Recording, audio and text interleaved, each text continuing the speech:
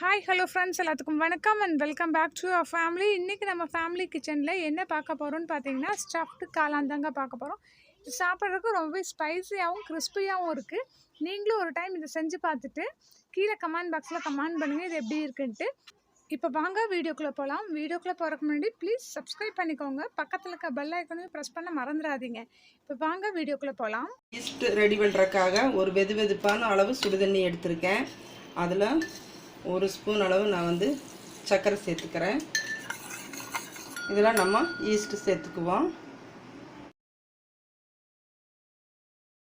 ஒரு அரை ஸ்பூன் அளவுக்கு ஈஸ்ட்டு சேர்த்து கலக்கி விட்டுடலாம். இது கொஞ்சம் நேரம் வச்சுருந்தோம்னா ஒரு 10 நிமிஷத்தில் அப்படியே நல்லா பொங்கி நிறையா வரும். அப்புறம் நம்ம எடுத்து மாவு பிசைஞ்சுக்கலாம். இதில் ஒரு கப் அளவுக்கு மெஷர்மெண்ட் கப்பில் நான் மைதா மாவு எடுத்திருக்கேன். அதுக்கு ஒரு பெரிய ஸ்பூனில் ஒரு ஸ்பூன் அளவுக்கு பேக்கிங் பவுடர் சேர்த்துக்கிறேன்.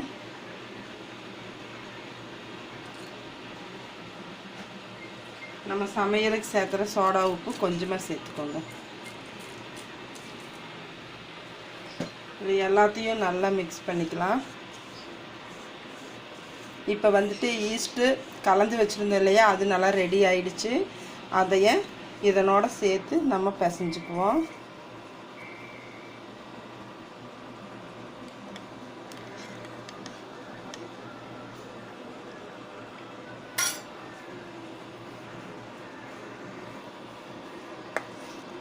இது கூட மறுபடியும் நம்ம தண்ணி சேர்த்துக்கலாம்.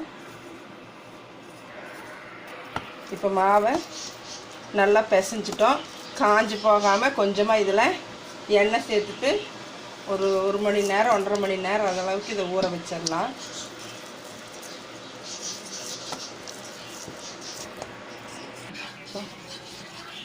கடலை மாவு 2 ஸ்பூன் போட்டு லேசான தீயில் நான் இப்போ வந்து இதை வறுத்து எடுத்துக்க போகிறேன். தீயை அதிகப்படுத்தாதீங்க, தீயை கம்மியாக வச்சுட்டே வைங்க. இது வந்து காளானுக்கு ஸ்டவ் பண்ணுறதுக்காக தான் இந்த கடலை மாவு எடுத்திருக்கேன். அது கூட என்னென்ன சேர்த்துறோங்கிறது இப்போ பார்த்துக்கலாம். இப்போ கடலை மாவை 2 ஸ்பூனை நல்லா நம்ம வறுத்து எடுத்து வச்சுட்டேன். இப்போ வந்து இது கூட வந்து கொஞ்சமாக மிளகாத்தூள், காரத்துக்காக கொஞ்சமாக மிளகாத்தூள் சேர்த்துக்கிறோம். கொஞ்சமாக சேர்த்துக்கோங்க. கொஞ்சமாக கறி மசால் பவுடர், பூண்டு பேஸ்ட்டு ஒரு அரை ஸ்பூன் அளவுக்கு சேர்த்துக்கோங்க.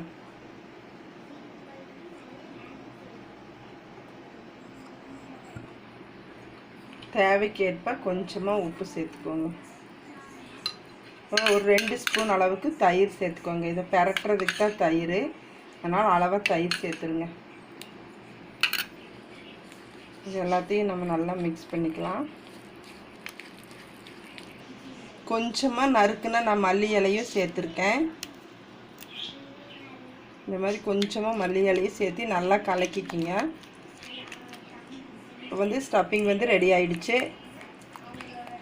இப்போ பாருங்கள், இப்போ நான் வந்து காளான் எடுத்து வச்சுருக்கேன். காளான் நல்லா சுத்தம் பண்ணிவிட்டு நல்லா வாஷ் பண்ணி நல்லா தொடச்சிட்டு இதை எடுத்து வச்சுருக்கேன். இதையை வந்து நம்ம வந்து இந்த பகுதியை, அந்த காம்பு பகுதியை ஃபுல்லாக கட் பண்ணி எடுத்துக்கலாம்.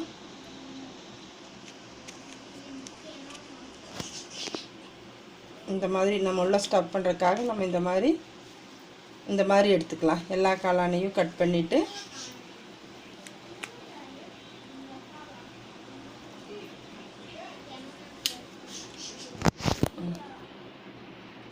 எல்லாத்தையும் எடுத்து வச்சுட்டு நான் காட்டுறேன். எல்லா காளானையும் அதை கட் பண்ணி போட்டு இந்த மாதிரி நம்ம எடுத்து வச்சுருக்குறோம். இதில் தான் அந்த நம்ம கலக்கி வச்சுருக்கிற மாவை ஸ்டஃப் பண்ண போகிறோம். பாருங்கள்,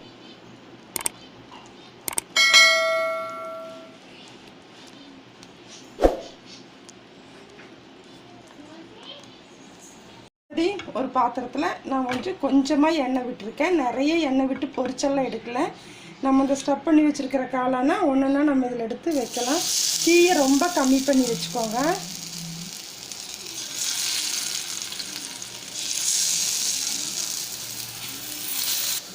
இது வந்து கடலை மாவு சேர்த்துருக்கிறதுனால அடியில் பிடிச்சிரும். அதனால் மெதுவாக தீயை ரொம்ப கம்மியாக வச்சுட்டு நல்ல ஒரு இதில் எடுத்துக்கோங்க. அந்த ஸ்டிக்கில் எடுத்தீங்கன்னா அதை ஒட்டிக்கும். அந்த மாதிரி இந்த மாதிரி சில்வர் ஸ்பூன் மாதிரி இருக்கிறத வச்சு அழுங்காமல் திருப்பி போடுங்க. தீயை ரொம்ப கம்மியாக எரிக்கணும். தீ ரொம்ப அதிகமாக பண்ணுச்சுன்னா அடியில் அடி பிடிச்சிரும். கொஞ்சம் கொஞ்சமாக அப்படி எடுத்து விட்டுட்டிங்கன்னா அது பிடிக்காது. இந்த மாதிரி நல்லா 2 சைடு நல்லா வெந்துடுச்சு. அடியில் பிடிக்கல. நல்லா திருப்பி போட்டு 2 சைடு நல்லா வேக வச்சுட்டேன் பாருங்கள். இதை நம்ம அப்படியே எடுத்து பிளேட்டுக்கு மாற்றிக்கலாம். இது ஸ்டஃப்டு காளான் வந்து ரெடி ஆகிடுச்சு. நீங்களும் இதை உங்கள் வீட்டில் செஞ்சு பார்த்துட்டு இது உங்களுக்கு பிடிச்சிருந்தா லைக் பண்ணுங்கள், ஷேர் பண்ணுங்கள், சப்ஸ்கிரைப் பண்ணுங்கள். அப்படியே பெல் பட்டனையும் கொஞ்சம் ப்ரெஸ் பண்ணுங்கள். நன்றி, வணக்கம்.